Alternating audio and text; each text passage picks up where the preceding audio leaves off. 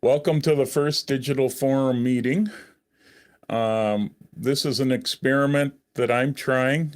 Actually, you guys are guinea pigs for us to learn how to use the webinar program so that when we get going in March with our speaker, we'll know what we're doing. So you may see me having a few problems as I learn what to do, and there's a lot more controls that I have with this. I can control who shows up when they're talking and such.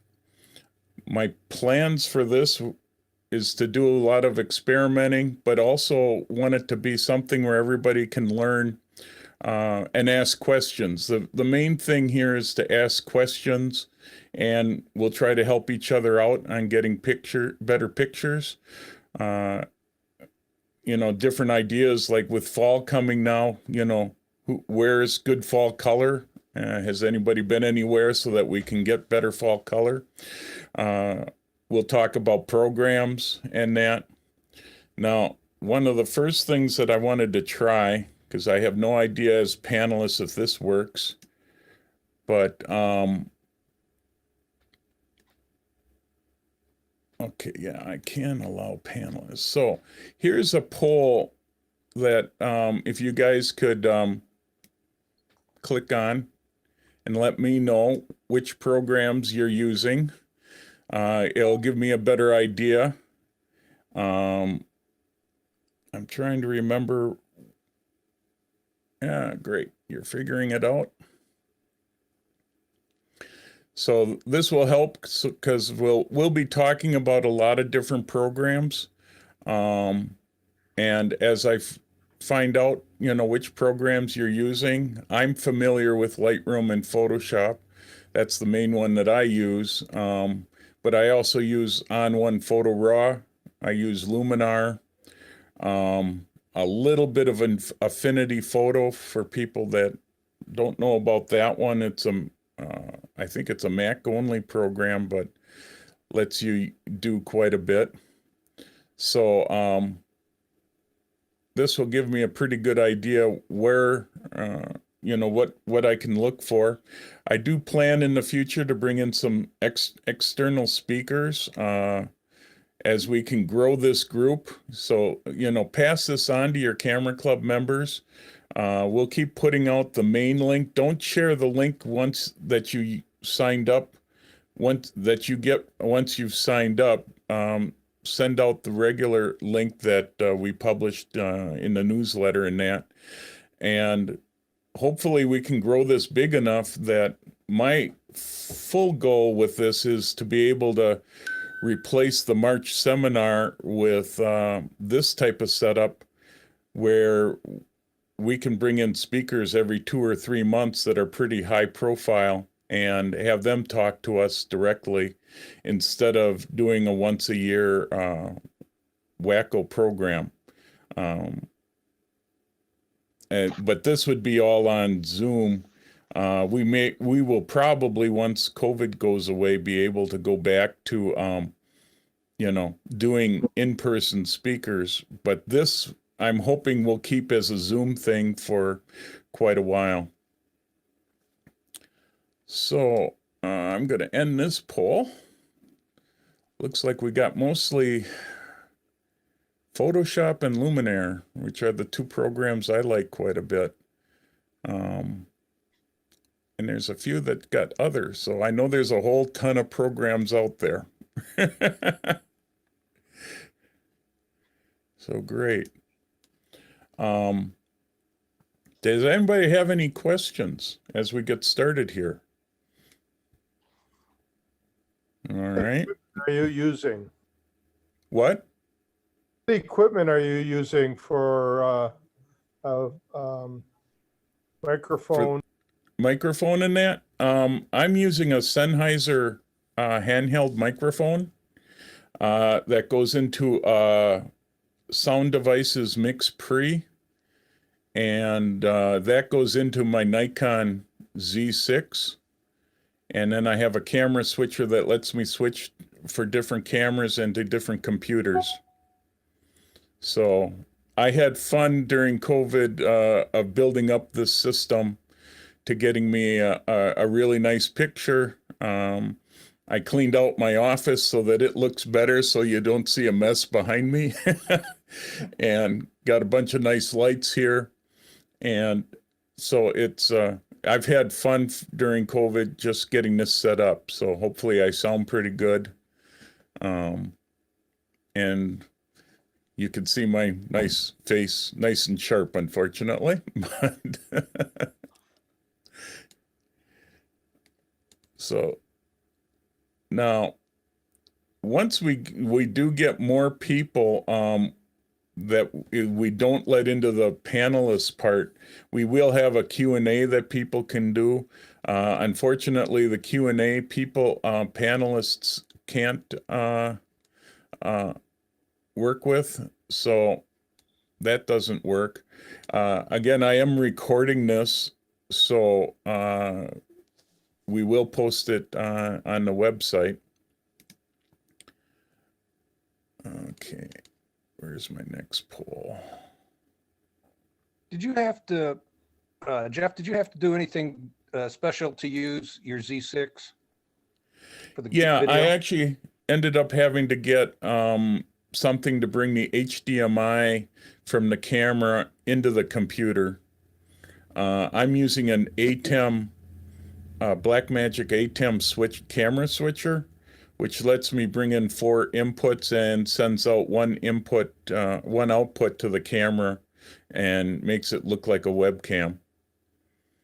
So the switcher is about $600, but you can get an Elgato cam link, a 4K cam link that runs about $130, and then you take your HDMI out of your camera and it goes right into the computer.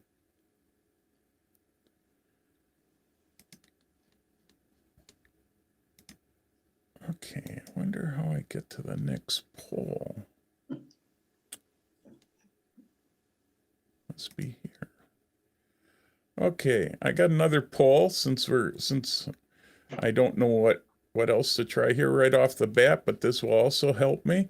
You guys can let me know what cameras you're using and whether it's digital or mirrorless. We'll be able to, as I get all this information, I'm gonna, start figuring out people that we can bring in.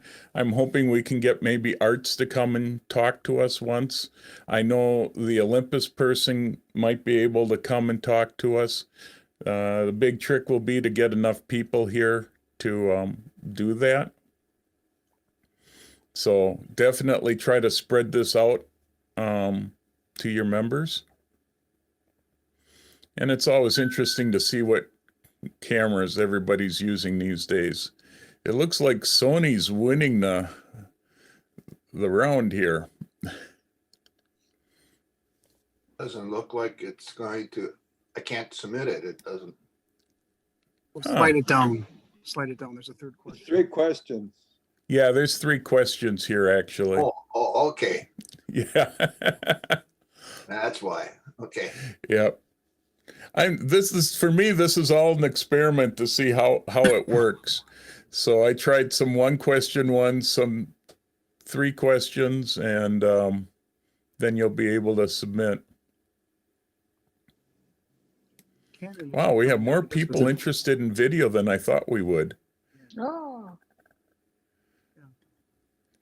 Because that's what I've been getting into lately.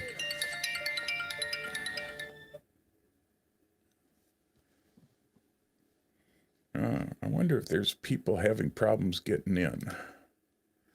Let me just check something to make sure.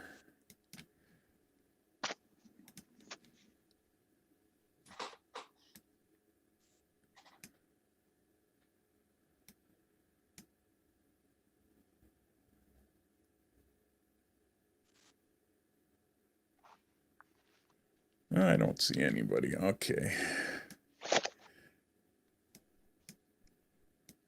This first meeting's going to be a little rough, but we'll get there as I come up with other things here. So let's see. I think there's a way to publish this poll.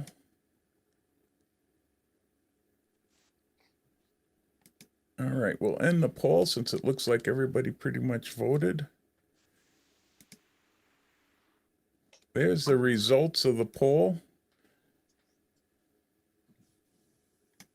You could see more people have Sonys than the Nikons. Nikon came in third again. Gee whiz. I guess because I didn't vote.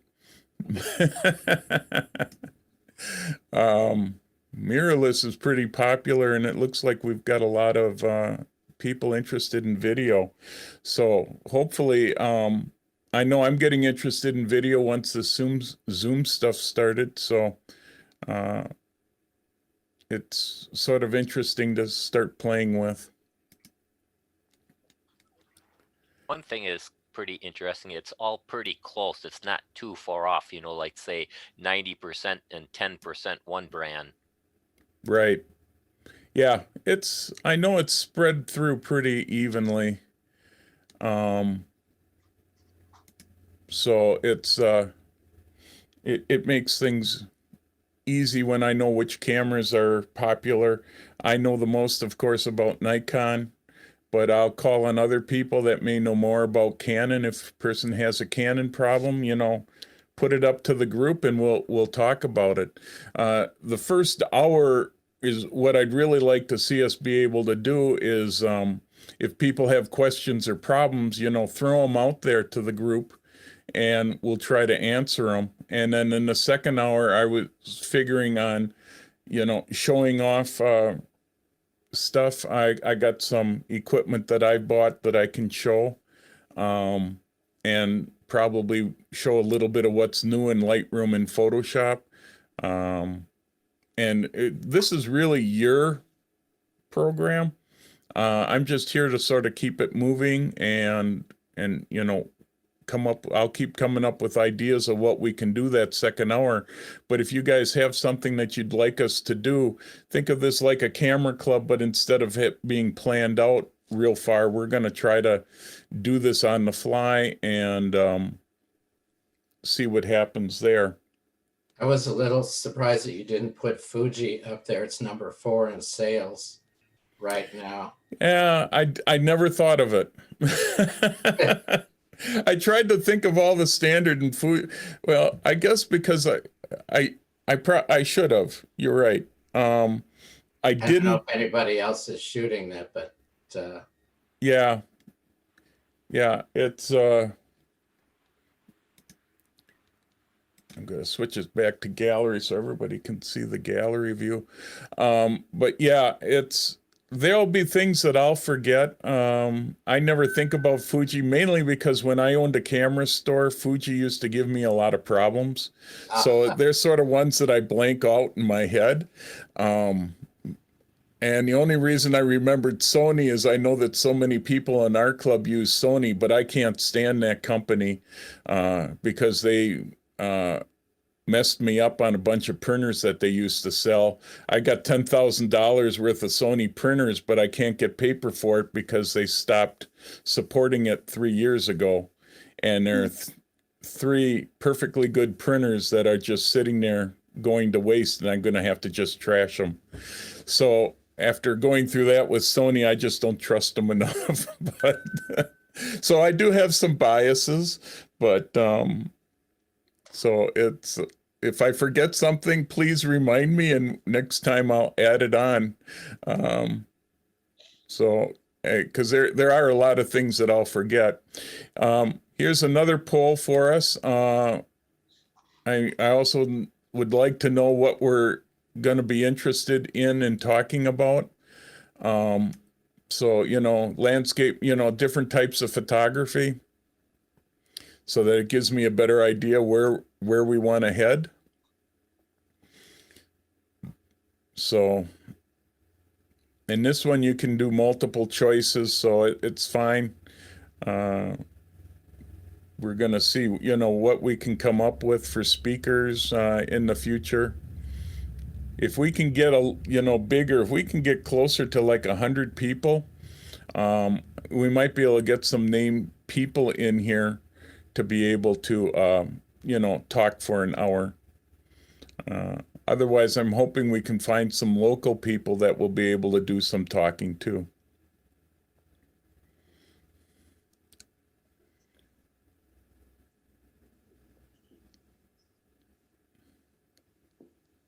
Well, and it's coming out about where I figured. Let's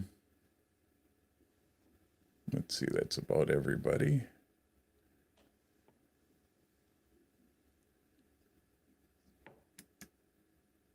So here are the results. Looks like landscape and macro photography are the most popular, and nature coming in real close to being third. Street photography. Let's see, anything else? Birds. Okay. Architecture. So we'll be able to talk about a lot of that different stuff. A lot of it I do know quite a bit about. So if you do have questions on it, although I know in this group there's quite a few of you that are pretty good. So, share information. If you come up with new ideas, new tools, whatever, we certainly want to talk about them, pass them on. And the last poll, this one's a little different. I'm trying to do I'm working on a basic Lightroom class that's going to be online and available for sale sometime in the future. So this is sort of my idea to see how everybody is storing their images, because I'm sort of stuck on getting it started. So here's a poll on how do you store your images? And do you do them by date or category? Do you back the stuff up, and how do you back it up? So I'm curious to know. I do it one way, and I'll let everybody know how I do it once we see some results here. Hey, we're going to keep you guys busy. It's not like you're going to be able to sit back and just watch. Because you don't need to see me talking for 2 hours straight. Although I'll do it. You know me, I don't mind talking.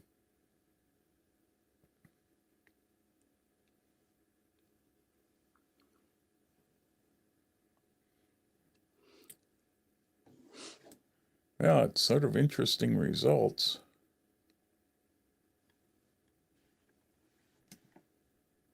At least everybody is backing up. You don't know how many people I've run into in the last 2 months that have not backed up. I had one customer just the other day. He had his whole lifetime photos on one hard drive and nothing else. That hard drive crashed. I tried to recover the images and I couldn't. He ended up having to send it out to Drive Savers, which is a company that can reclaim your images from a crashed hard drive, but it cost him $2,000 to get his drive recovered. So one thing that I constantly talk about, I know I do it in our club all the time, and I've done it in PSA chapter, is back up your images. And it's great because I can see everybody has, at least 100% of everybody that voted has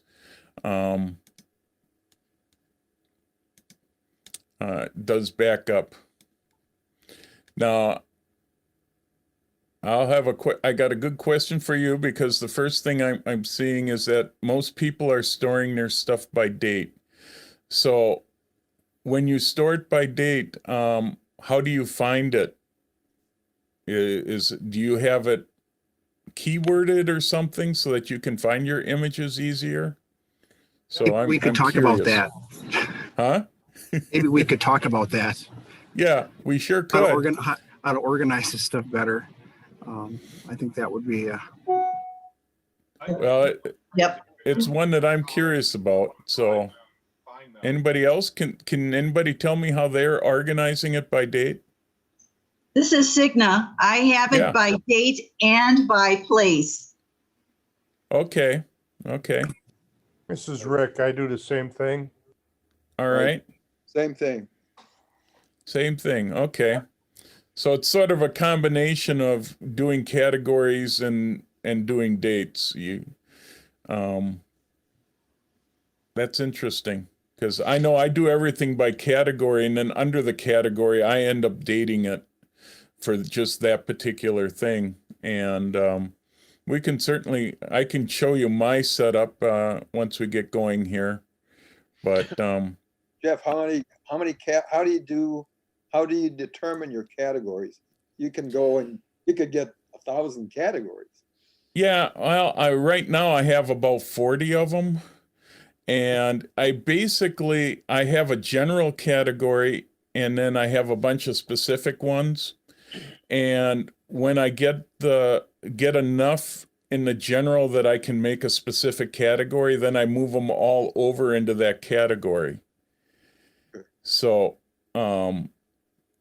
because I can't remember what I did on April 6th, 2018. I might have a rough idea. So what I end up doing is I have like Munising, which I go to twice a year normally. And so I'll have the main category of Munising, and then I'll have it there, whether it's spring or fall, or I'll do a date with it after that. And then as my general miscellaneous categories start to fill up, then I just look at it and say, well, I got off enough that I can make a specific category for it. So that, and the hard part is I did start that way. Actually, I started with dates, and I was, at the time that I started, Scott Kelby was saying everybody should do categories. So I went and switched it all to categories. Now, 10 years later, Scott Kelby is now saying you should do it all by date. And I go, well, I have no way to be able to change it. Or I'm not going to go through the work of changing it. And I sort of like my half hybrid way of doing it. So Well, I do it by date, but I wouldn't mind changing to category, but it would be such a big job to start now. right. I think what I would do is just set a date, like say from now on, it's going to be by category, and just leave the date stuff as it is. Yeah. And that's one way. I know a lot of people are now, if you're using Lightroom, they stay with the date and then they create categories in their collection. And then you can start moving the stuff into a collection under that specific category. And that is one way to do it.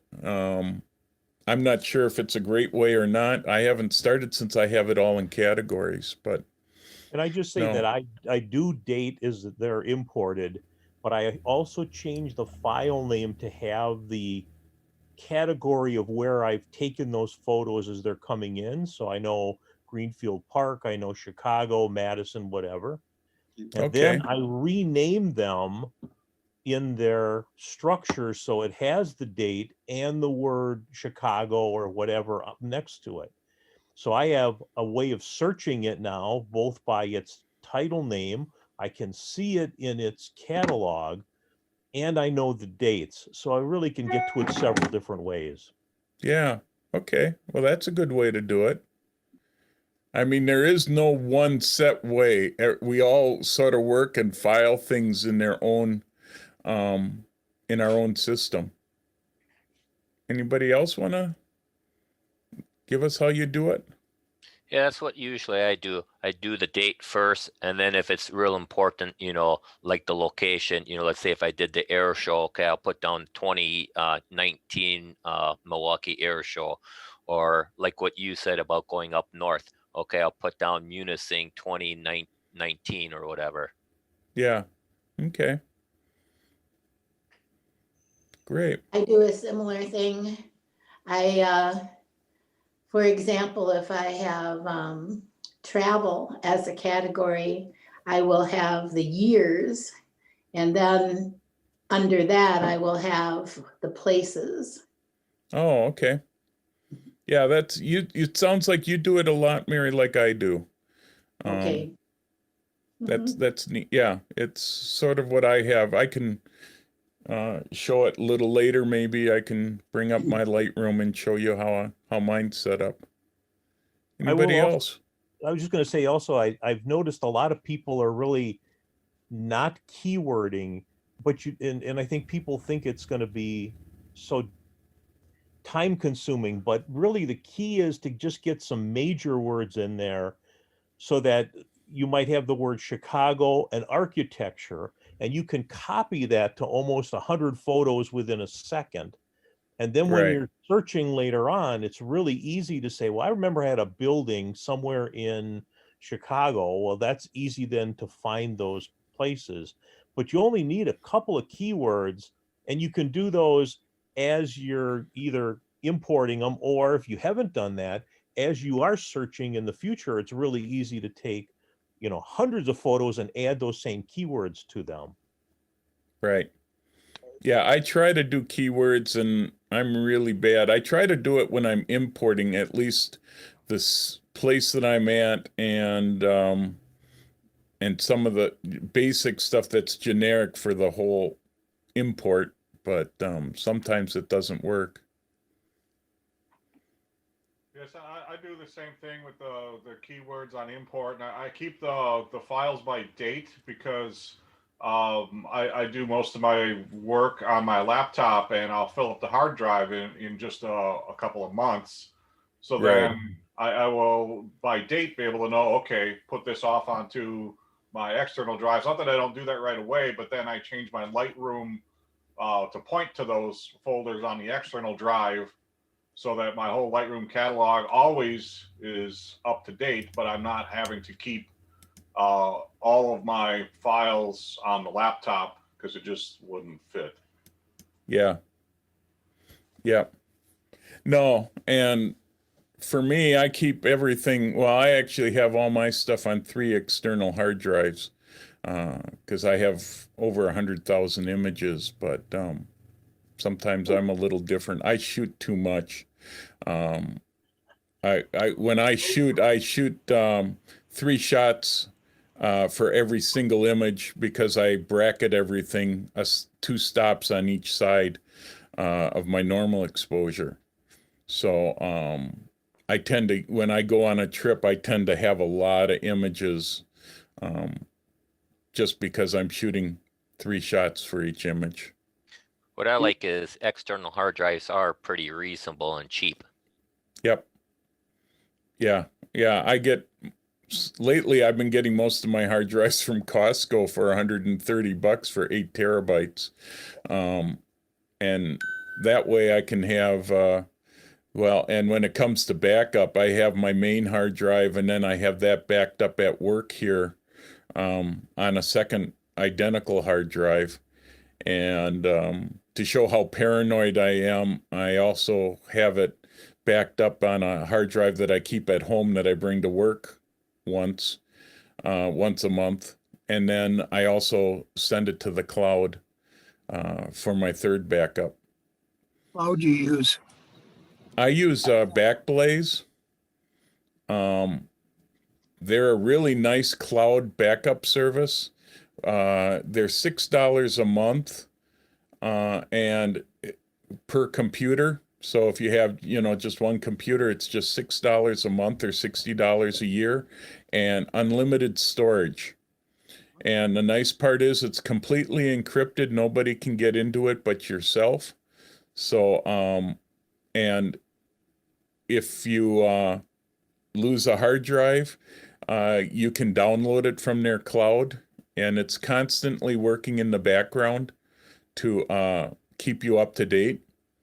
So as long as you have those drives plugged in, it will just constantly do it. Now, I will say that it took me 4 months to get everything uploaded because I have on the computer that I'm working with right now, I think I'm up to let me see here, 12 terabytes of storage in their cloud. Is that all? Yeah, yeah. So that's all my photo file. That's all my important files are stored up there. And it just uploads in the background, which is really nice. And at $60 a year, it really, actually, I think $72 a year, it really isn't that expensive.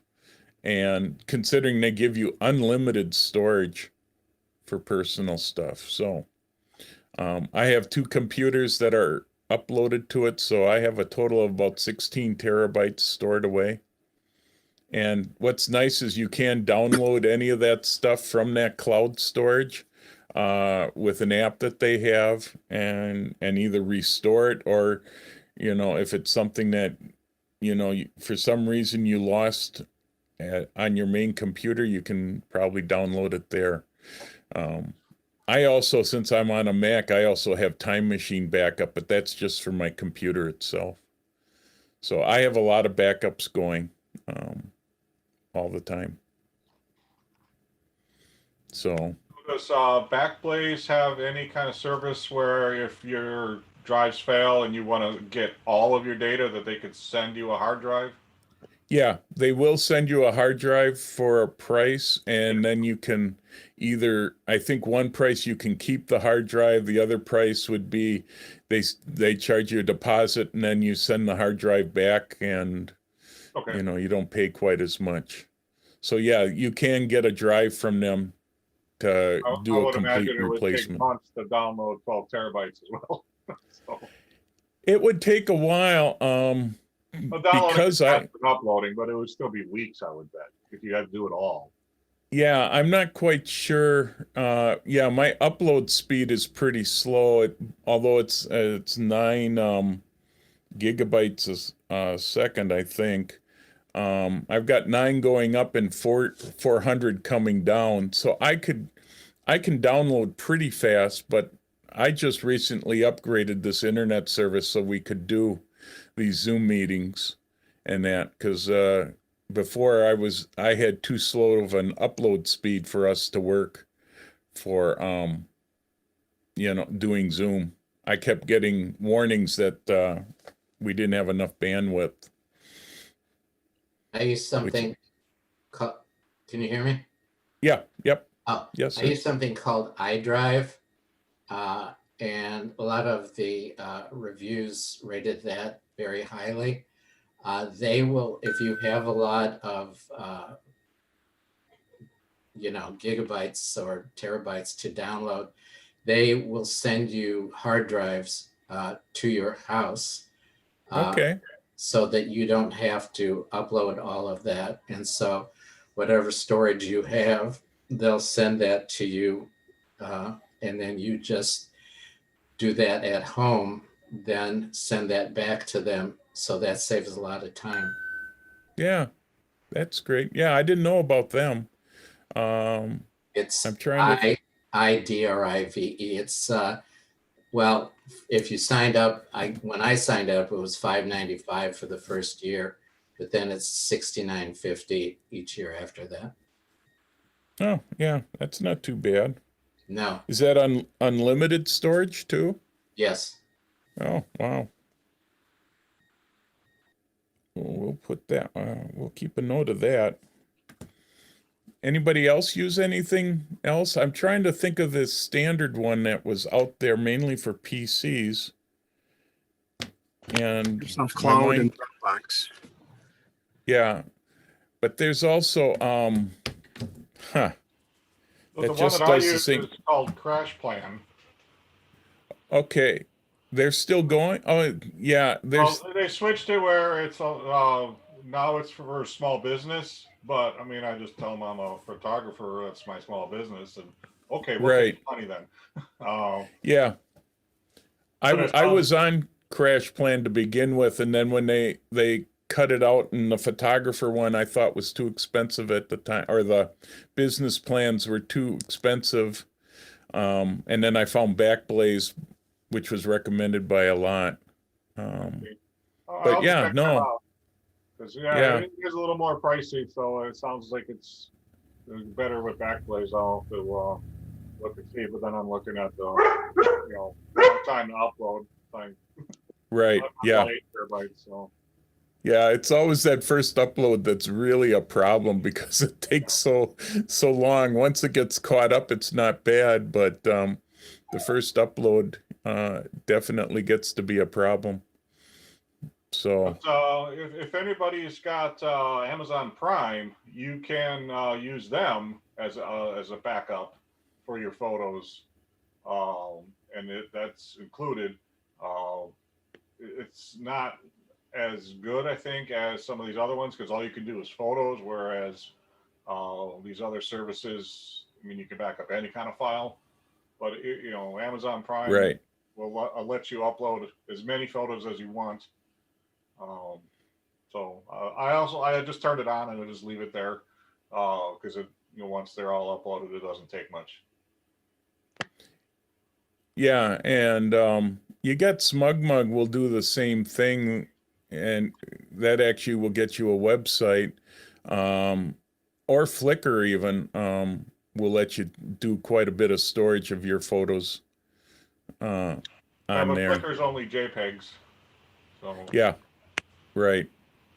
SmugMug would actually be any photo, and I have SmugMug as my I still have it going, but I don't use it much. But as a website where I had teaching videos on it and my regular photos, and you can upload as much as you want with them, and it's $60 a year, and that gets you an actual website.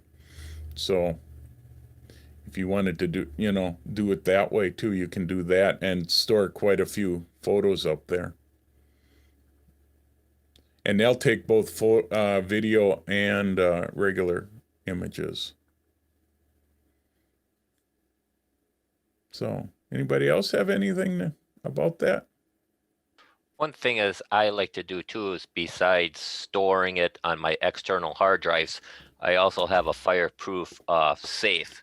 So I think that's kind of a good idea with unfortunate fires, but I also do like the cloud, because if something does bad happen at home, you have a backup off site. Right. Yeah, and I actually do the same thing. My third set of backups is in a fireproof safe at my house.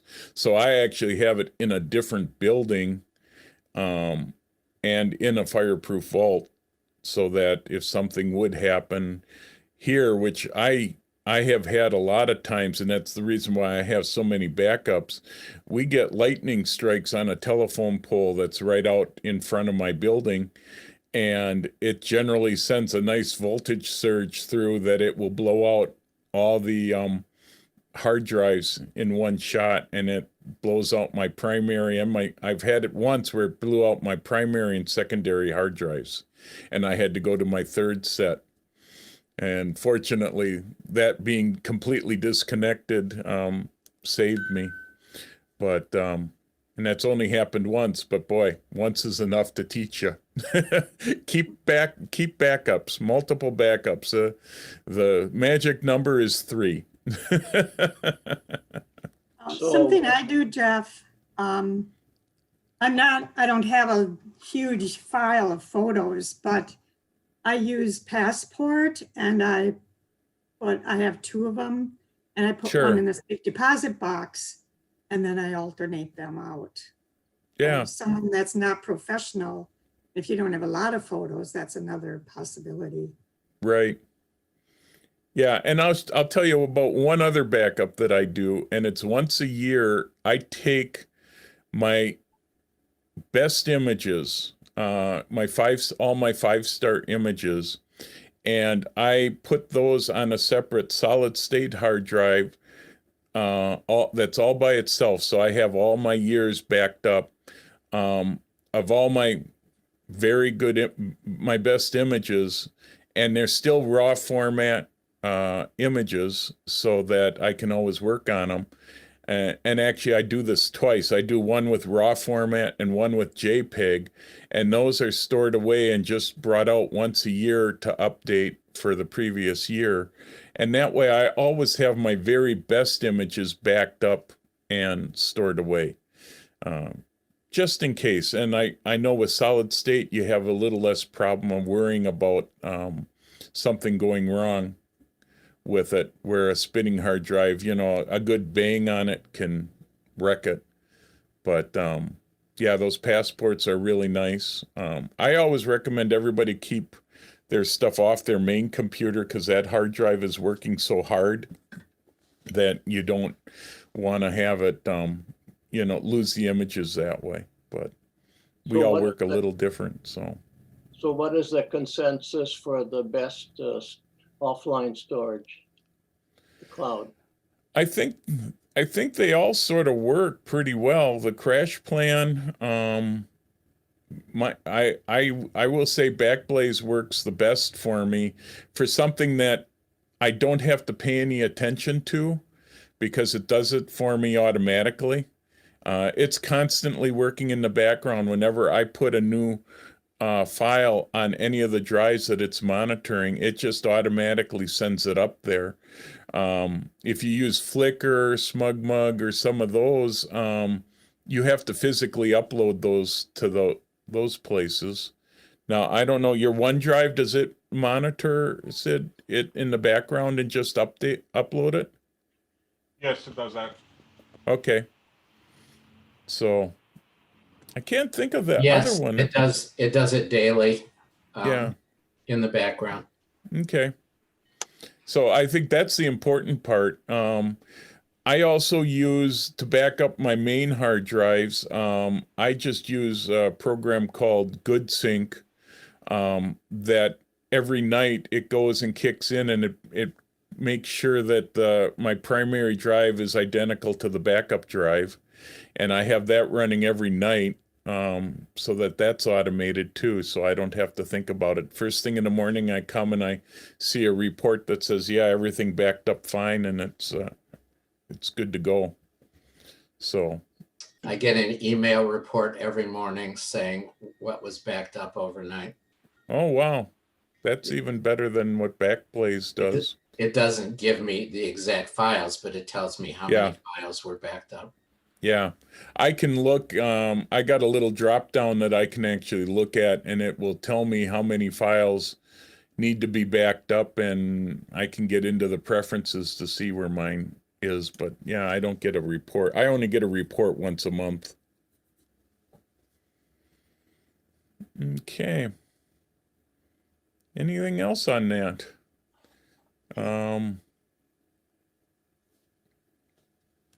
Anything else that you guys wanted to talk about before I show you a couple other things? No I'd questions? like to know more about keywords in Lightroom. Okay. When I first started using Lightroom, I assigned all kinds of keywords to various things. And somewhere along the line, somebody he told me he knew more about Lightroom than I did. He adjusted my Lightroom so that when I have a folder, it says 0, and then the subfolders show the various, how many are in each subfolder.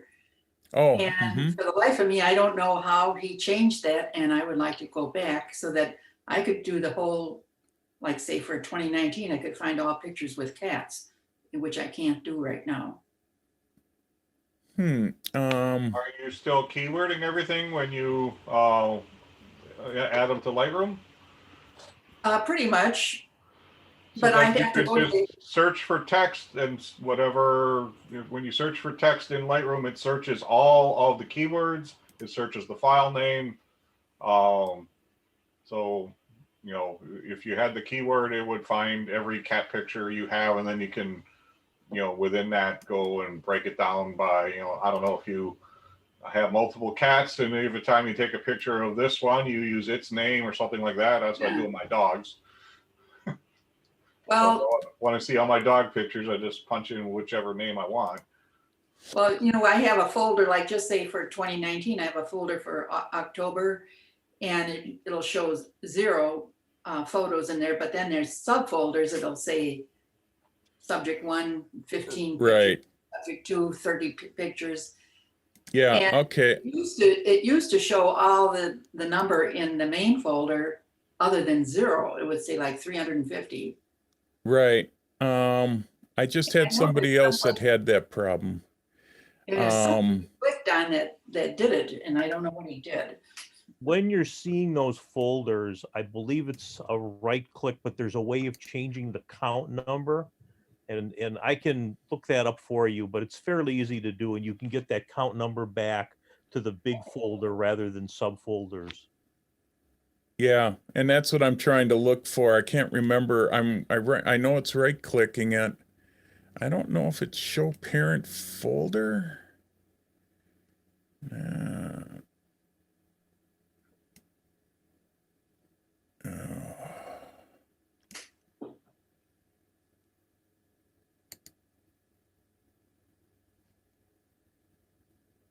Huh. Well, I'm going to try that right click. That sounds like something that I haven't tried that yet. That's a good thing to try. Yeah, make sure you have show parent folder. Because I just clicked it to turn it off and that got rid of all the numbers. So let's see, is it up? Now I'm trying to figure out how to get it back. That's all I can tell you.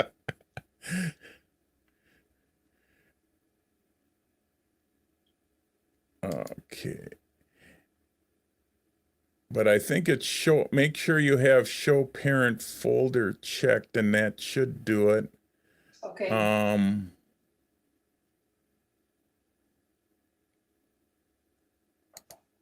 Something like that. Well, that's a good start. Yeah. Gives me something else to try because I just was at a loss. I didn't know what else to try. Right. Yeah, I just had some other customer that had that same problem, and it's just a one button thing that you have to click to get all those numbers back again. Yeah. And I'm pretty sure it's the show parent folder so that it updates the stuff. And if you right click on the folder, on any folder and then click that, I believe that will bring it back. Okay, that's good. Good information for me. And if somebody else figures out a better, different solution, let us know. Because I know it took me 10 minutes the last time I had a customer have that problem. It's nice to have an overview or overall how many pictures you have, because let's say you have 20,000 and then next thing you know, it's like, well, I got 0. Like, okay, do I have it all packed up or not? Right. A little hard when everything is in categories, and that's like, okay, I got, 1,300 pictures in cats, 1,400 pictures in dogs and that. So it's nice to have an overview. Yeah. Yep. Yep. Anybody else have questions before I move on here? Jeff, initially you mentioned when you were talking about editing programs, there was one program you mentioned that was strictly for Mac. What was the name of that? Affinity. Affinity. It's basically works just about like Photoshop, but it's only $40. So I got a number of people that have used that and it works pretty well. Okay. Otherwise, Luminaire 4 is gotten really close to what Lightroom and Photoshop would be combined. And that there you're talking, I think it's $100 right now. Yeah, Although they are bringing out a brand new one called Luminaire AI, which has a lot of artificial intelligence built into it to help with processing pictures and doing things quicker. And the other one would be On1 Photo Raw, is also one that lets you do almost everything that Lightroom and Photoshop does in one. And I think that one's, their newest one, I think is $100 coming out. And we'll be talking about those. I use both of those programs as plugins to my Lightroom. Okay, thanks. So there's a lot of options out there. And if somebody has a good option, let us know, because I'm always keeping my eyes out, although I'm getting to the point that I barely can keep track of the 3 that I use constantly. Jeff, why do you have 100,000 images? Because I take a lot of pictures and I've traveled a lot. What do you do with that many? I just have them stored. I mean, yeah, right now my main photo archive has 118,000 images going back to probably about 2009, 2008. So I just hate to get rid of old photos, because sometimes we've got new ways to process images today that I think that I might go back and fix up a little better. But I should do what like Ken Warning just did. He spent all winter and went through his photo archive, and I believe he had something like 60,000 images, and he got rid of all his ones he didn't like and got it down to about 10,000. So, you know, I should do that. I just don't have the time, and hard drive space is cheap. But a lot of it is when I go to the racetrack to shoot, I'll shoot 5,000 or 6,000 images, and it just sometimes means I haven't gotten a chance to wheedle it down to a smaller amount. Otherwise, when I go like to the Smoky Mountains, I shoot 5,000 or 10,000 images, and I'll get it down to 3,000 or 4,000 that I finally keep. And then don't forget that I also shoot bracketed all my shots. So there's a 2-stop over, 2-stop under normal. So actually I have 3 shots for really 1 image. And I don't get rid of those 3 because sometimes I do an HDR, sometimes I just use one or the other. And then I teach too, so I need to show everybody my bad images. You don't really take bad images. You're just using them for lesson material, right? Right, yeah. You were talking about programs for editing. Has anybody got any experience with GIMP? Yeah, I've never used it. I know I've heard about it, but I've never tried it. I like my paid ones. People listed as a alternative, but nobody's ever used it. Yeah. I think because it's free, there's a lot of different things you can do with it, but yeah, I've never played with it because I've been so invested in Photoshop and Lightroom.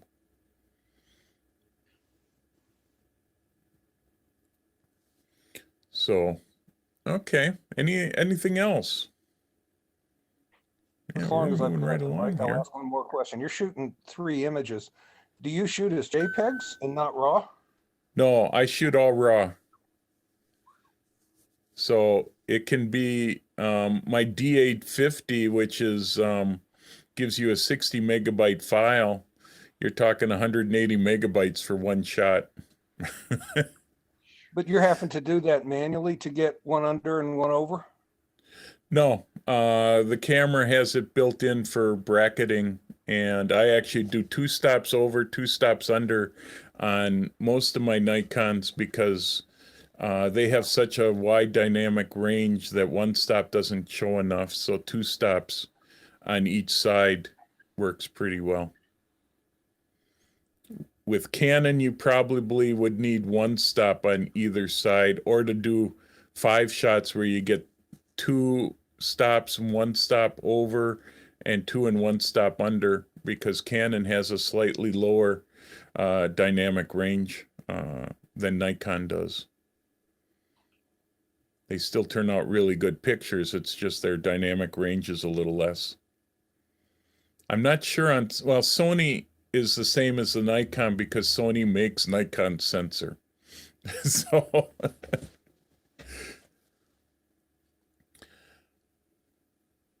all right, so let's see here. I was just going to show one little toy that I have. Let's see. This is something new that I picked up, which works really nice for doing working with the different programs. Let me switch this to that so everybody can see it a little closer. I can't zoom in because I can't reach my camera, but this is a Stream Deck. This thing was meant for gamers, but a lot of Photoshop people, and for me, I use Photoshop Lightroom. I do InDesign, which lets me do layout work, and Premiere is my video program. But what this does is it gives me shortcuts. If I hit my Lightroom one, you can see I have all sorts of shortcuts here that, since sometimes I have a hard time remembering the keyboard shortcut, I can actually label the shortcuts on this Stream Deck and hit that shortcut, and it automatically does what the keyboard shortcut would be. For me, Lightroom, I don't use it quite as much, but in Premiere, where I have a hard time remembering the video shortcuts, it works really nice. And I keep adding more programs. What's nice is I can launch apps right from here. And I can do a lot of things that you'd have to try to remember what the keyboard shortcut is on your keyboard.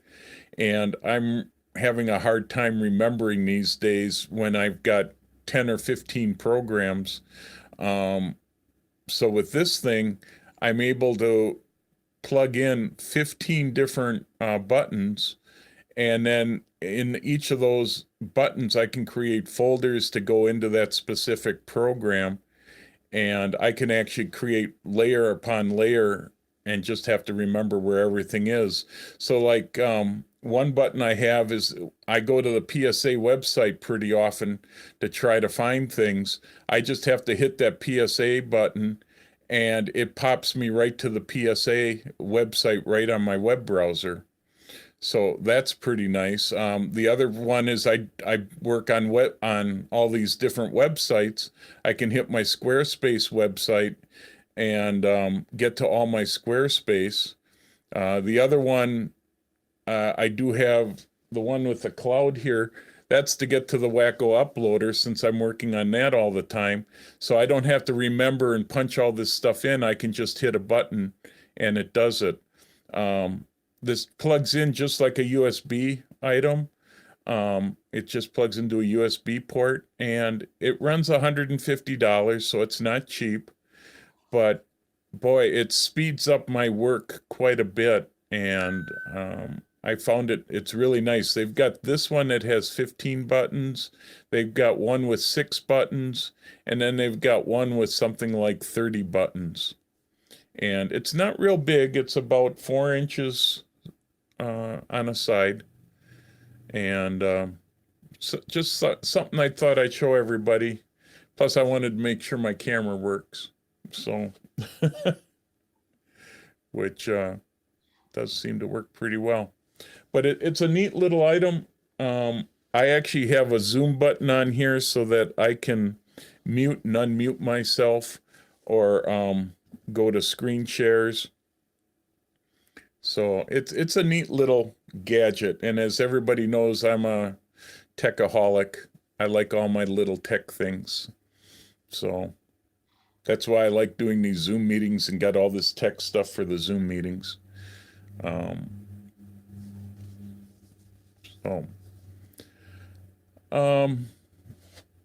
Any other questions? Otherwise, what I was thinking of doing was gonna go into some Lightroom stuff unless somebody has some ideas what they'd like to see or anything that they'd like me to talk about. I have a question, doesn't relate to Lightroom or anything, but Sure. some of my friends are doing star trail photography.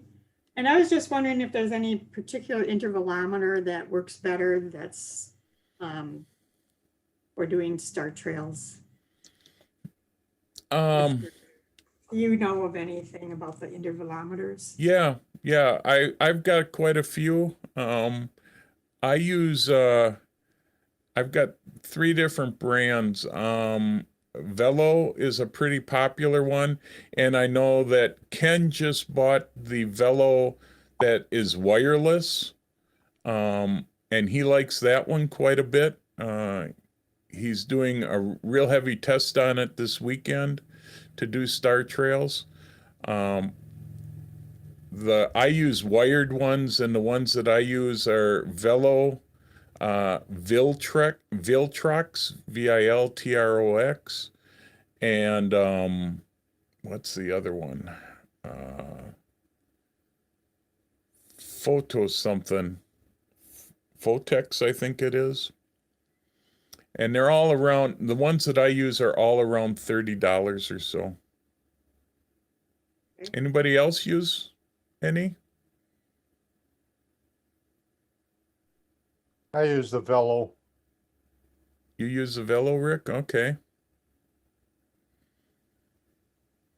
Yeah, the Velo seems to be pretty good, and it's the little more expensive of one, but it's pretty good over the name brand. I know my Nikon one would be $160, and the ones that I have look just like the Nikon one for a quarter the price. So yeah, check the Velo out. I think Ken got his through B&H. It ran him $100 for the wireless, completely wireless one, which he thought he'd like a little bit more because you can get a little farther away from the camera. And I know when Ken and I both shoot Star Trail stuff, we both have 2 cameras going. So we're moving from one to the other. So it's sort of nice to have the one remote that's wireless. So I'm actually thinking of getting a wireless one. I just worry about going through batteries real quick because it's on, you know, for a longer time if you're doing star trails. Right. Okay. All right. That's thanks. why. Yeah, that's why I use the wired, because it's only one set of batteries instead of 2.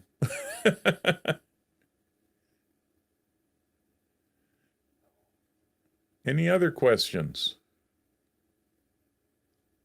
Can we circle back to when somebody had asked about that 0 count for folders?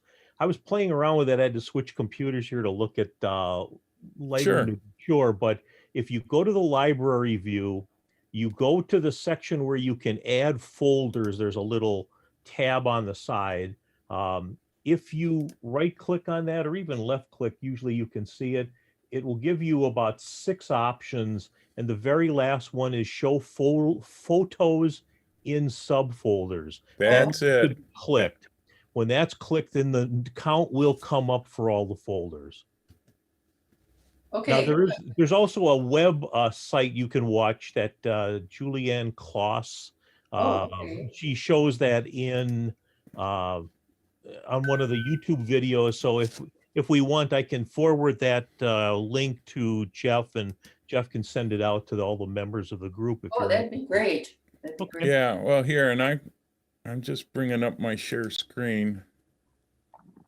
Or maybe you could just put it in the chat box. Oh, I might be able to put it in our chat too. Let me see if I can figure out how to paste it in the chat. Okay, I'll work on that. Okay, so I'm sharing, but I don't, yeah, are you guys seeing my Lightroom? Yes, we are. Yeah. Okay, so what he was saying is if you go up to where it says folders, you got this plus sign and you just right click on it. And at the very bottom, it says show photos in subfolders. Okay, And that's the one you want, because if I unclick it, you can see now all my folders went to 0. yeah, that's how mine looks now, which I Yep. don't like. Well, good, thank you. That's just categorizing it a little differently. So in other words, it's saying technically there are no photos in your master folder, but there's Right. ones underneath that, and each of those has photos. But if you like to keep the count of everything that's in that master photo category, that's when you need that check box. Yeah, this is really good information. I appreciate that. Yeah. I knew it was something simple like that. I just couldn't remember what it was. And I know I went through that with that customer for quite a while. So, but you can see here my folders set up where I have my photo archive and I have a main folder that says photo archive, and under that I have my archive with all my categories in. So you can see this is how I set up mine, and you can see quite a few of them. And then when I do start to get something like Renaissance Fair started to get really big, and I just had it as a single thing, now I have it. And I actually do sometimes go back to dates, but most of the time my stuff under Ren Fair, then I go to the year and mark it down by years. So, so that's how I sort of set my stuff up. It also works nice doing it this way if you're working with different programs that do cataloging. But you can see I have, and then I also have a working archive, which are, these are ones that I haven't decided where they're going to go yet. And so they just sit in a working archive folder.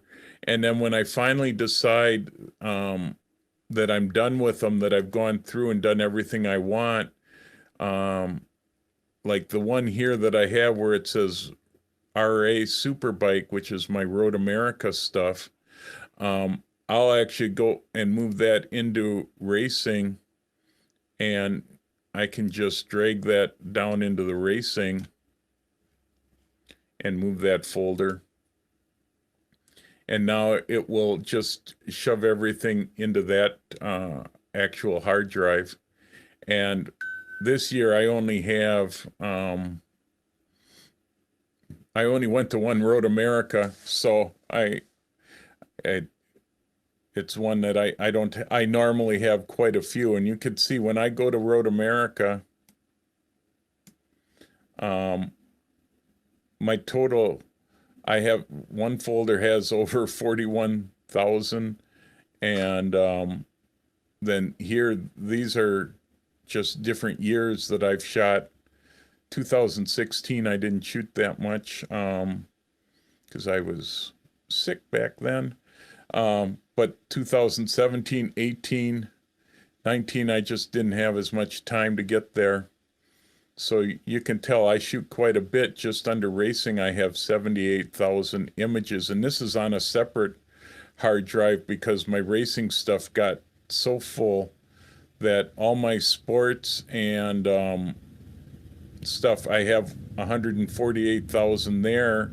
And then another, up here in my main archive, I have another 118. So I actually have well over 200,000, 275,000 images on there. So I have to go multiple hard drives, and these are all 8 terabyte hard drives. For But- me, what I usually do is before I do any editing is first I'll copy all my pictures first, and then I'll use the copy version to do any edits, and my original one I don't touch. Okay. And what program are you using, Clint? unfortunately, I really don't use any except for what's on Okay. like paint, but I really need to get like Lightroom or Photoshop to Sure. tweak it better. Yeah. Yeah. My process is I bring it all in under a working archive and then go through them, cull out the bad ones, and then go through and rate all my images, and then go through my best starred images, and I rate them 2, 3, and 4, and then I take my 4-star images and make them the best they can, and then they turn into 5. And then the nice part with Lightroom is, for me, I keep all my images under in a collection called competition images, and you can set Lightroom to pull all your 5-star images into a folder, and I can create, then for each year, I keep track of all my 5 stars, and that lets me pick out images for competitions or for whatever I want to do. You can tell this year I haven't shot much. I only have 29 good images, but I've only been out twice, so.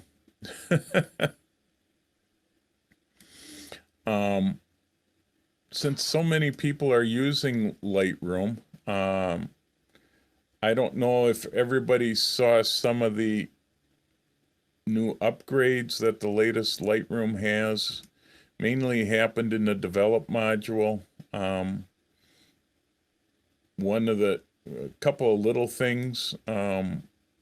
They changed the look of like HSL and color to slightly different looks.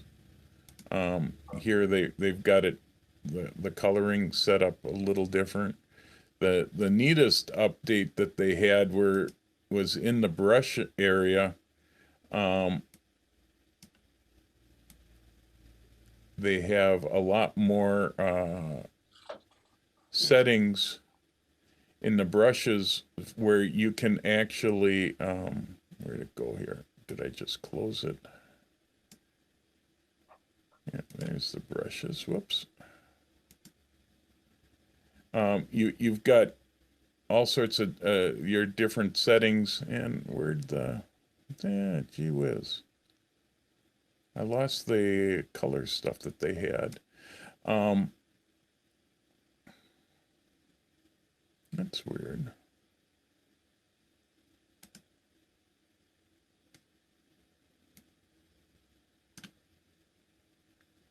Huh. That's not working the way it usually does. They had hue saturation adjustments. Huh.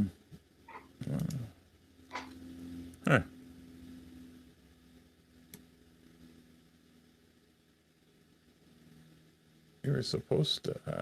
I don't get what changed here.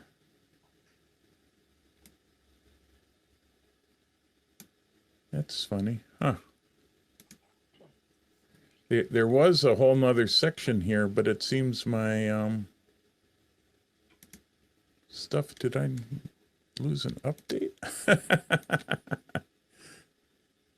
No, that is 9.4. All right. Because they had some extra adjustments here, but for some reason I'm not seeing them. Color has an X in the box. Yeah, no, there was more hue saturation levels, Jeff, but I'm missing. Yeah. Jeff, try hitting that far, that one there, and then click on your photo like you're going to edit it. Yeah, I'm missing. Okay. Something changed in here that I don't understand, huh? I gotta admit, I haven't been working on photos. I just demonstrated it not too long ago, and I could swear there was more stuff there. Huh.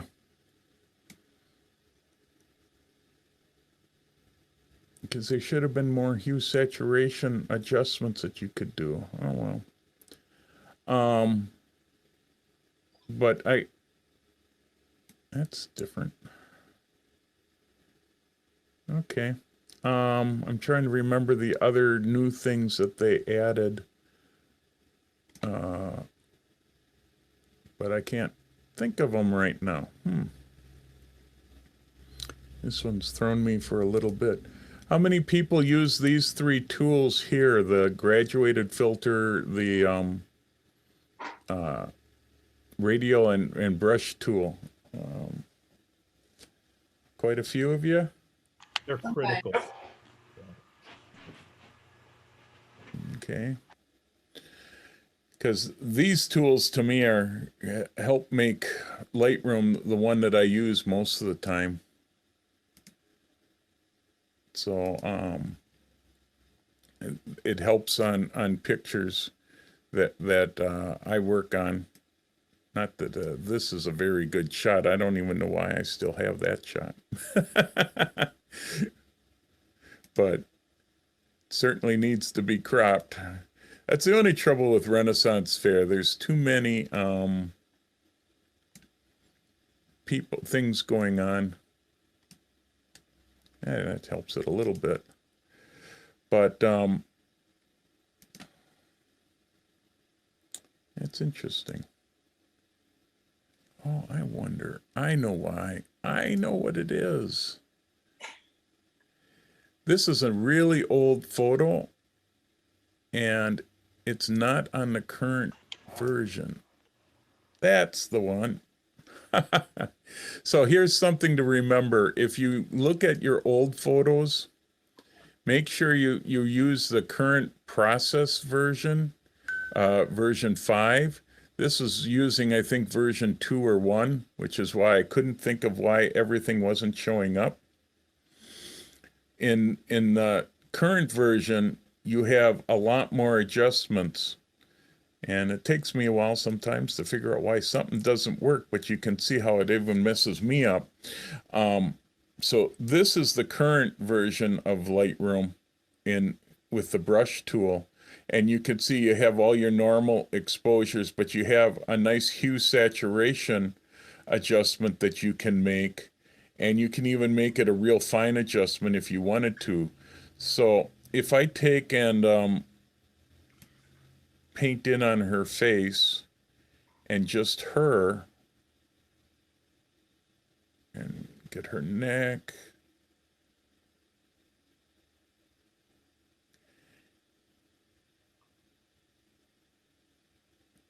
Now I can actually use this hue saturation and I can actually change her color and make it a little more interesting. Now, as most all of you know that I do like saturated colors. So I can actually saturate it. Now I usually start when I'm using that brush at a minus, like 1 or 2 stops. But here, then I can always come back in and readjust it. And then if you wanted to, like here, I can't stand what this looks like. So the first thing that I'd probably try is to see if I can darken it.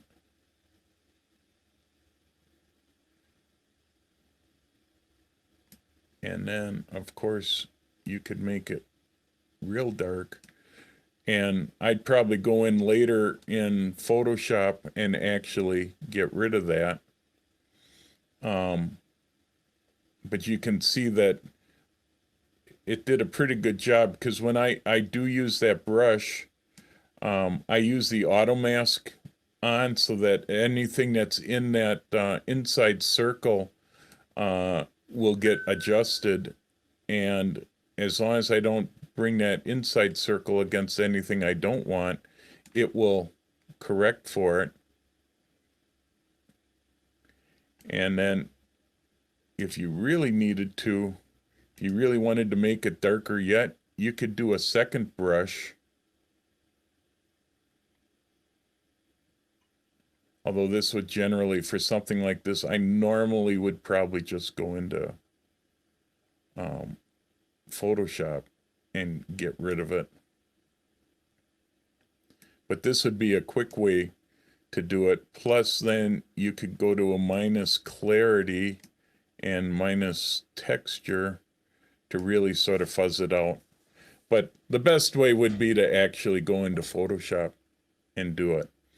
But this is sort of a nice adjustment that you can make, and you can always come in, and if you don't like the color here, you know, you can just make it a little different, make her look a little sick.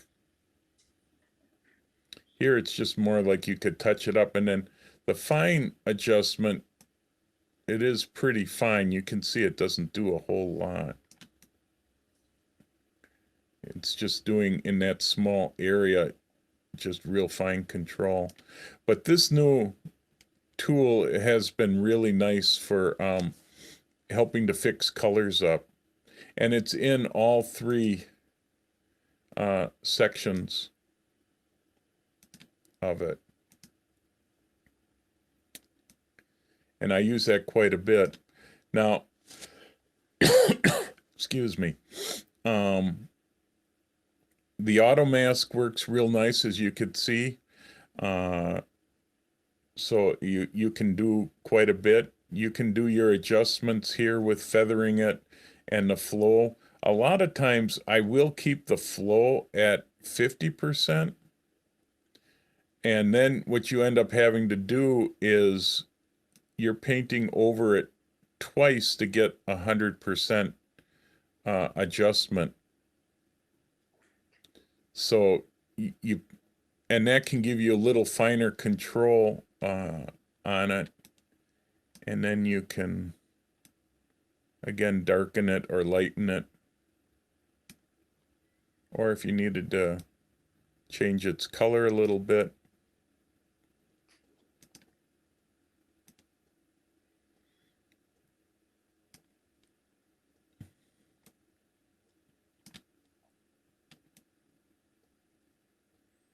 You can see it does a little bit, but if I paint over it a little more, then it will, you can see how it can make a little more difference. And as long as you keep that brush in the color that you're working with, it won't spread over into the other parts of the picture.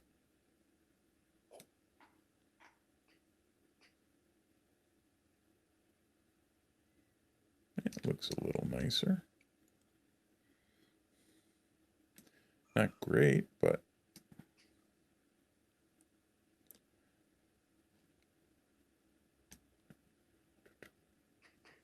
so that's one way that you can fix it up. But a lot of times I would take this into Photoshop and to get rid of something like this. Now I just grabbed this picture, so it's not one that I would normally probably even do, but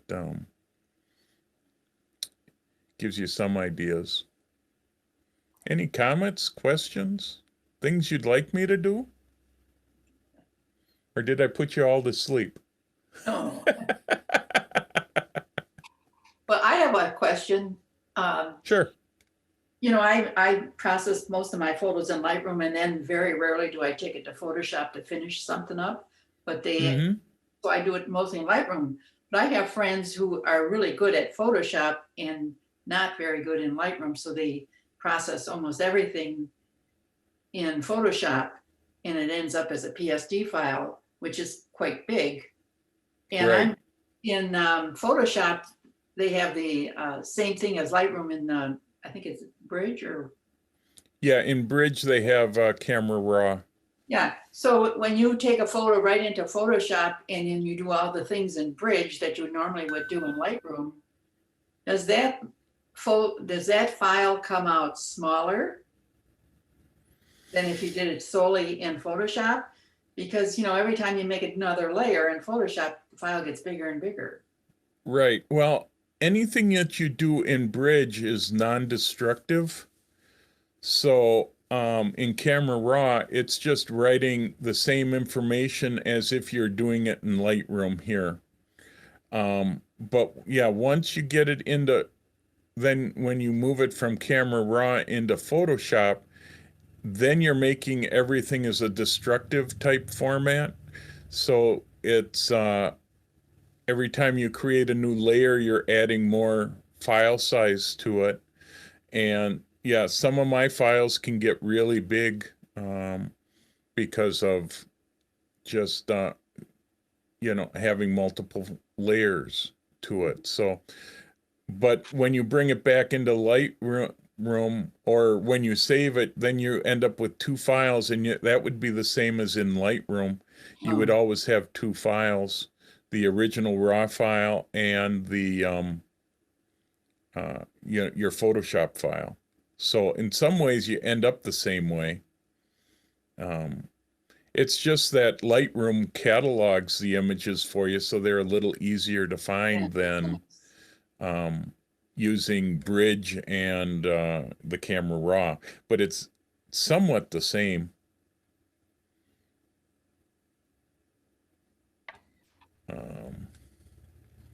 Let me go back to my library here. I was going to show a couple of things. Let's go to my backyard birds.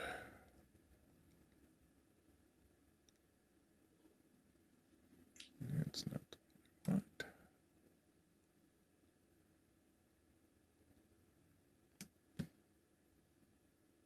Yeah, we'll try it with this guy.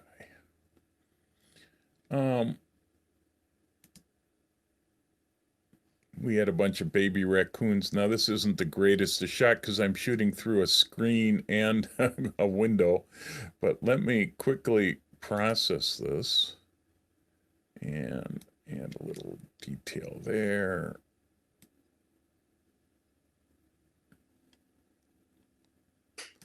But I was going to show a couple of things that Photoshop can do.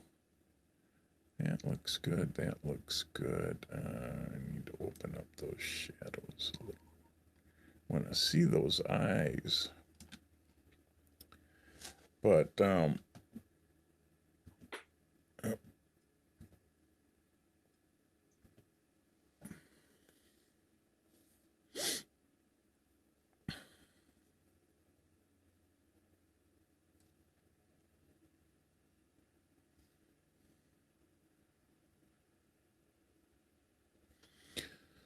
so Photoshop has a couple of neat features in it that work pretty nice, and some of the new ones is there's the object selection tool. I don't know if many people have used that yet, but it can be really handy. And the button that I like is, yeah, because you guys can see that all right, is the select subject. If you just hit, all you have to do with the latest version of Photoshop is hit that, and it pulls up a really nice outline of your subject, and it actually does pretty good job. Now, sometimes you have to go in, and there is a select and mask button here that if you hit that, it brings you into their selecting and mask tool, and you can refine this brush with a refined edge, and you just make it big enough so that the plus sign again needs to stay inside the hair, but you could see that it did a fairly nice job of getting that fine hair on this raccoon.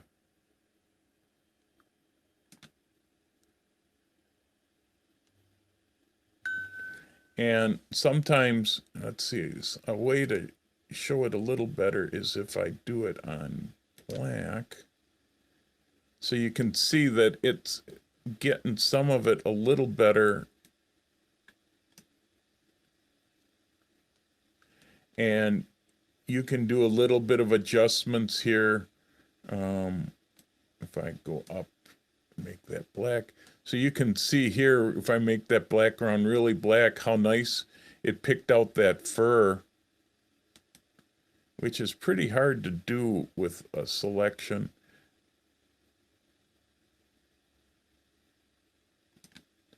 And what I like is then you can feather this selection a little bit, smooth it if you needed to. I usually shift the edge a little bit just so that more gets in. And then I output it as a new layer with a layer mask. And if I hit OK, so now I have a new layer, and I can actually go in, and I'm going to try to see in Lightroom. I keep a bunch of different backgrounds. Actually, we can go to textures, and I have a lot of different texture backgrounds that I can use, and I think we're just going to use, now let's see, yeah, we could do a cloud.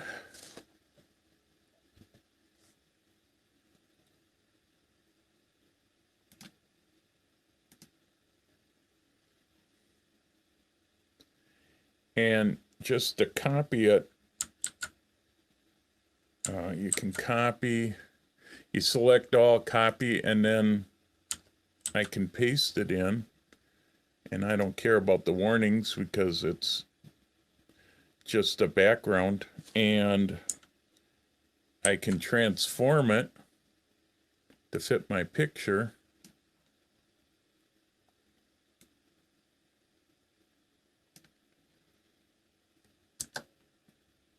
Lock that in, move that down. Now I've got the raccoon with a really nice background instead of that ugly background that I had before. All in just a couple of minutes, which we're seeing a lot more people do this with a lot of different programs. But Photoshop, I mean, in the older days, trying to get this hair detail would have been really hard, but Photoshop, between using both the object selection tool that they have, we used to do it with the magic wand or the quick select tool, but now they have a special tool, and then you're able to just and I've got to pull it, pull this down because I've got my video sharing stuff is up here, and I got to figure out how to make that stuff go away. Can I make that? Show video control panel, hide floating meeting controls. Okay, there we go. That'll probably bother me later. With the select subject, it just really works so great. Anything that's in focus, it will select. And with the select and mask, you can just refine that mask. But here, if I show you the original, you know, that background wasn't horrible, but to me it was boring. Here you got a little something that actually works. Now, I would also be going in, and I got a couple of things that I normally, you can see he has a little highlight in his eye, but I would take a brush, and where that highlight is, I need to be on, well, I would actually do it with an extra layer. And that's a little too much. Well, actually that works, and then I just do that. And then you can drop that opacity way down.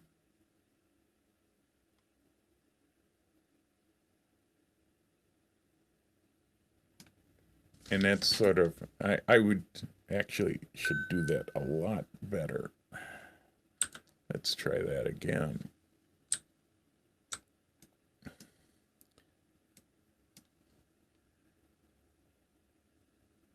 Brush tool, I just have too hard of an edge. You need a really soft edge to make it work the best. There we go.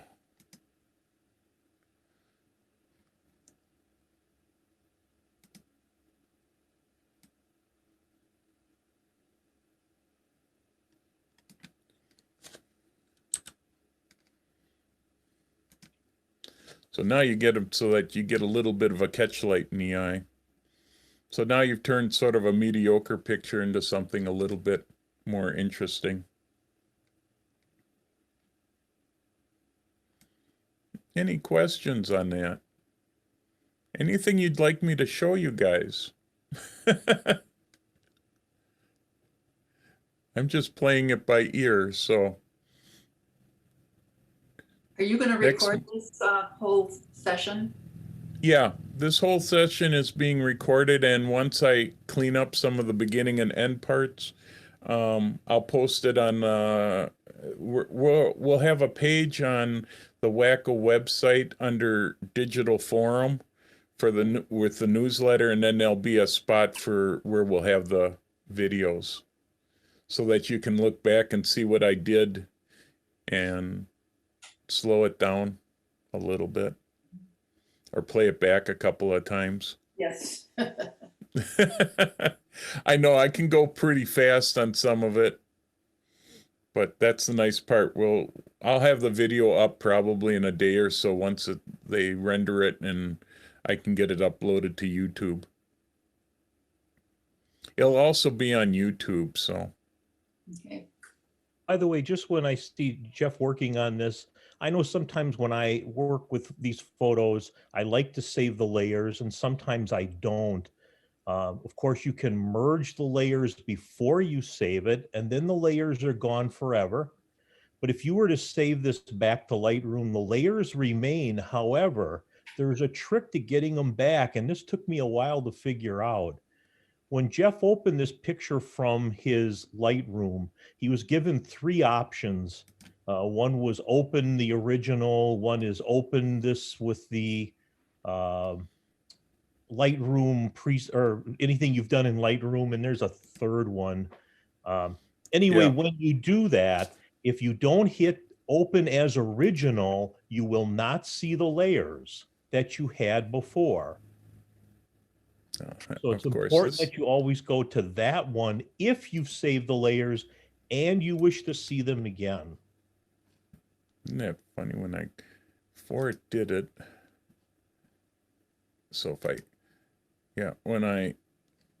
when you go to, edit in, and I went through that really quick. Sure, now it's not doing it. All right. Certain files, because that must have been a JPEG file that I had there, huh? Oh yeah, especially on a JPEG. On a RAW file, it doesn't give you that. Okay, so if we go edit in, you get these 3 choices. And if it's a RAW file, or you're not going to get them because it will just open it right up in Lightroom with the settings that you have.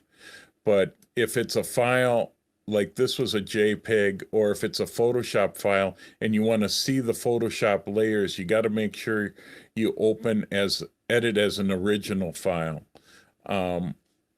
Just like Jim said, if you open up as a copy or with a copy with Lightroom adjustments, it just opens up a flattened layer of that Photoshop file. So, and this works with TIFFs or Photoshop, or anything that saves it as layers. So, and watch that too, because a lot of times if I don't want the layers, you want to make sure you use this top one.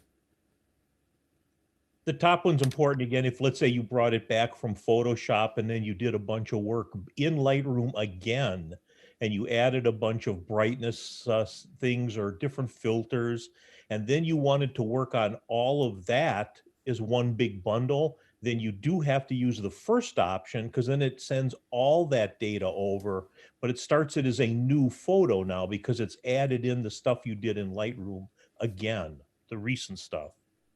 Right. It's always a good point. So let's see, where was I here?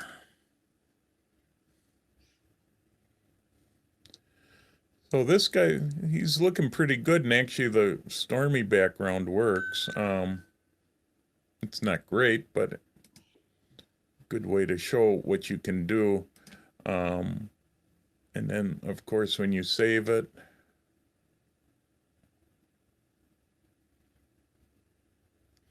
and this is always a pretty big file.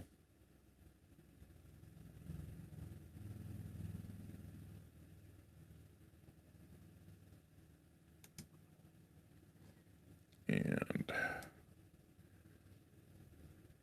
somewhere in here, let's see, where did it go? Where am I?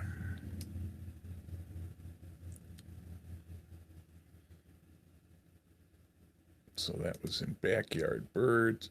So now you'll see that I have here, and this is a Photoshop file, and then this was the regular file. So you have both files here that come back. So this is the original raw file, which I convert a lot of my files to DNG. And then this is the Photoshop file, which is quite a bit bigger. Yeah, that's why it took a while. This file here that I just created is 506 megabytes in size. So it's pretty good. My original file was a whole 26.74 megabytes. So you do need to make sure you have enough hard drive space when you do a lot of this stuff for storing.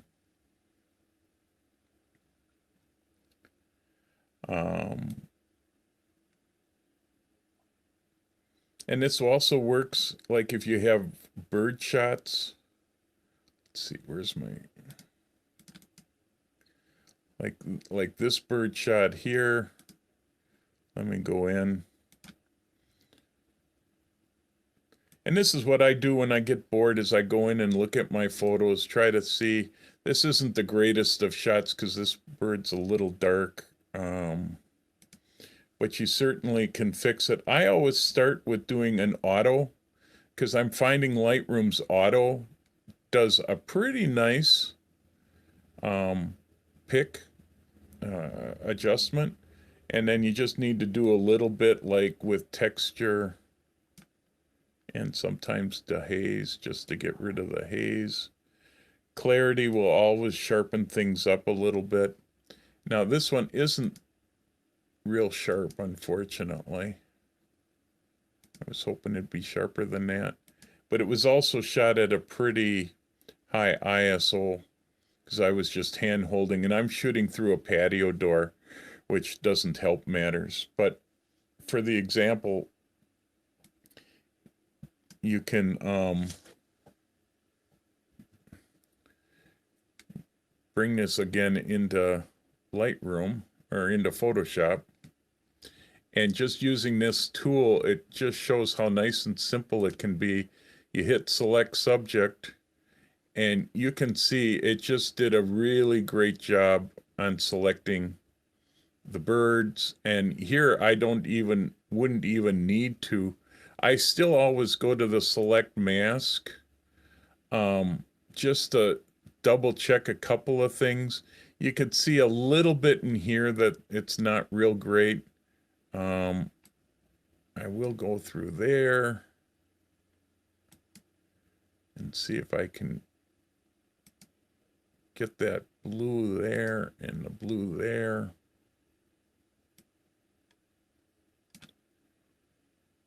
But you can see how fast it does this. And then what I like is that I've got it set so it creates that mask and everything for me right off the bat. And then again, you can go back into Lightroom.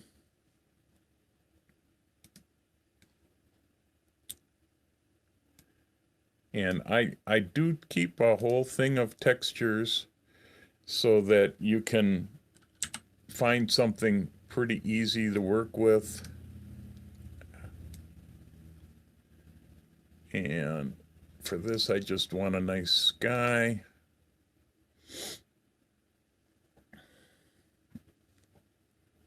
pick that sky and just select all, which is Command or Control A, and then Command or Control C to copy it.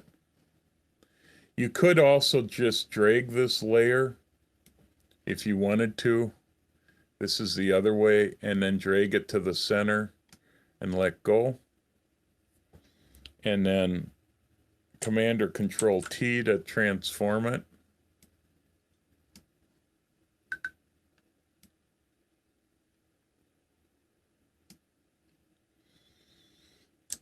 Hit enter, move it for the background. And now all of a sudden you go from a dull blue background to clouds. Now you can adjust the clouds then to make it blend a little better. I'd also probably work on the shadow area of this one. So actually when I'm done, and this is as far as I would probably go in Lightroom, I would just save it out.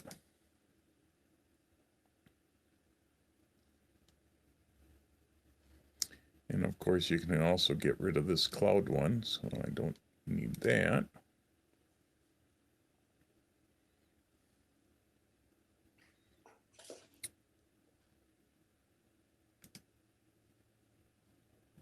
Yeah, I know.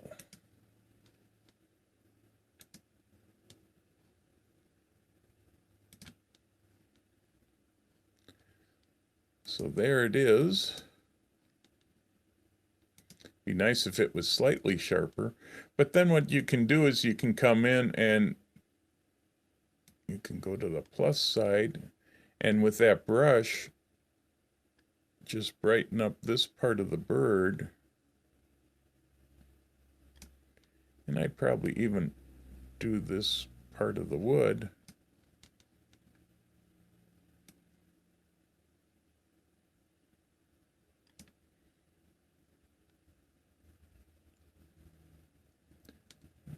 It'd be nice if it was a little more.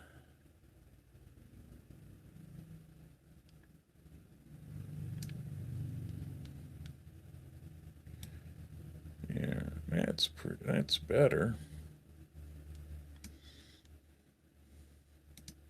And then if it's not enough, you can always do it 2 times.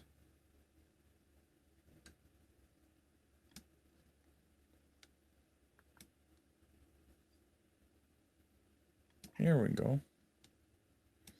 And now the 2 birds are better.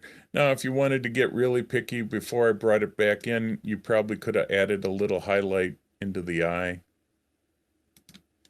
But if I wanted to now, I could take that save back and say, well, yeah, I'd like to add that highlight back. So if I hit edit into Photoshop now, like Jim had said, make sure you hit edit original.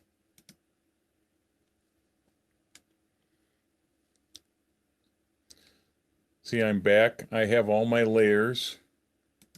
Make sure I'm on my background layer. Actually, I would do a spare layer right on top.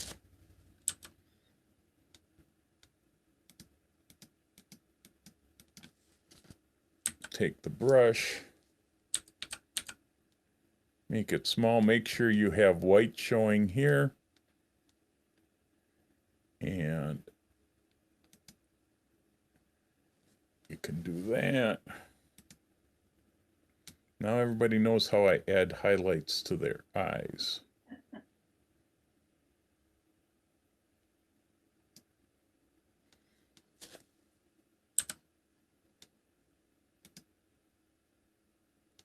Yeah, it doesn't take much, because if you look, this one has its own eye highlight right in its eye.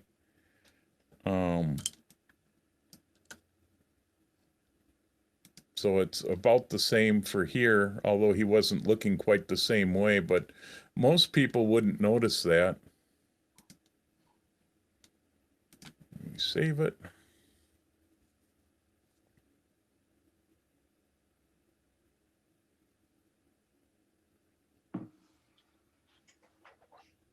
As Jeff is saving this, I know I'm always worried about drive space, even though I have a zillion drives and I have a zillion photos. But when you see something like what you just saw in Photoshop, he had a copy, the original copy of the photo. Then there was the version with the sky, and then above that was the masked version of the photo. So he's actually saving 3 photos at one time in a Photoshop document, because all of those are saved, all of those layers are saved. So what you could do if you were trying to save a little bit of space is delete that very bottom layer. The only problem is then you don't have the original left in your stack if you decided to go back to it. But you can always delete the layers that you're not actually thinking you're going to go back to. That saves some space. Right. Yeah. I don't, because I have so much hard drive space, I'm not real worried. But yeah, you can see this backyard bird one is 332 megabytes. Now, if I would have gotten rid of that background layer, it'd probably drop it down about 60 megabytes for that one. But yeah, so if this bird was actually sharp, it would actually make it a reasonable picture. And now with a nice sky replacement. Now, I will be one to say that I don't mind doing sky replacements, but I only use my own skies. And this is going to be a big thing that we're going to start talking about at WACO, because so much there's so many replacement things that you can do, since these programs make it pretty easy. And I go around and I collect textures, so that everybody can see. This is a piece of paper that I just photographed. And these are all actually paper or mat board. This is bricks out of my backyard. This is side of my house. These green textures are pictures that I just took into Photoshop, and they were sharp pictures, and then I blurred them out. Sometimes I just find all sorts of different textures that I can use, and I shoot a lot of skies, and I actually have, it should be here somewhere. Yeah, clouds. I shoot clouds all the time, and these are all my cloud photos, so that I have replacement skies for any photo that I would want to use, put in. And then certain really favorite ones I will put into that texture folder. And I shoot clouds from all sorts of different angles, because when you're substituting a sky, clouds, you want the light hitting the clouds to be about the same angle that was in your original photo. We're going to be having a big discussion, especially in competition meetings, because people are using Luminaire and On1 to replace their skies, and they're actually using skies that they didn't take. And to me, that's not quite right for photography. You should be using all your own images, and even in some of the textured stuff, I'm one that believes that I don't buy textures. Well, I should take that back. I buy a few, but I use them to see what they might look like, and I try to create my own. The only textures that I've bought is, there's a lady, and I forget her name, that sells them. Here we go. From the Daily Texture. Yeah, Pat, you know the name, right? Yeah, it's Jay Johnson, I believe. Yeah, Jay Johnson. Now she makes some really nice, now her textures, I think they're actually canvas artwork that she photographs, but I'm not sure. I've got a couple of hers, and I'm using it more as a guide for myself on how to create my own textures. So these are her textures. And they're pretty neat, and she has a ton more. And we're going to be discussing, because like these are ones that I make, and they're either photos that are start something like this, and then I take them into a program. This is a photo of a rock or something. I can't quite remember where I got it from. Because I also do a few crazy things, but I shoot rocks, and I'm gonna, if people want me to show you someday, I will show you how I make textures. I mean, this is one that I made using Topaz Studio, and I don't remember what the original photo looked like, but it had a lot of neat colors in it. You can do a lot of interesting things between Photoshop and Topaz.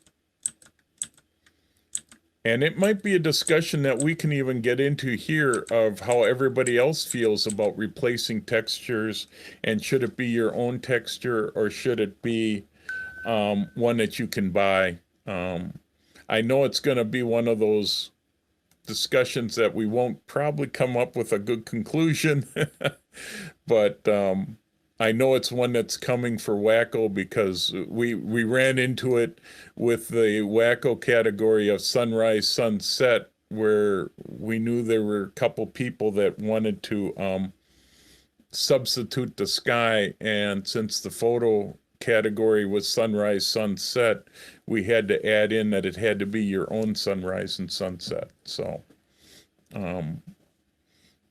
that may be a good discussion for this group to get an idea of which way we should maybe go, but something that's coming up in the near future. So let's see here. I got to figure out how to get back to my Zoom.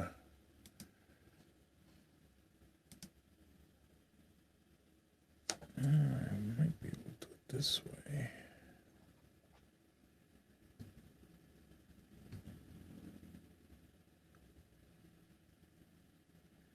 Now that's interesting. Now I can't remember how to bring back. There it is. Couldn't figure out how to stop sharing because I made the thing go away.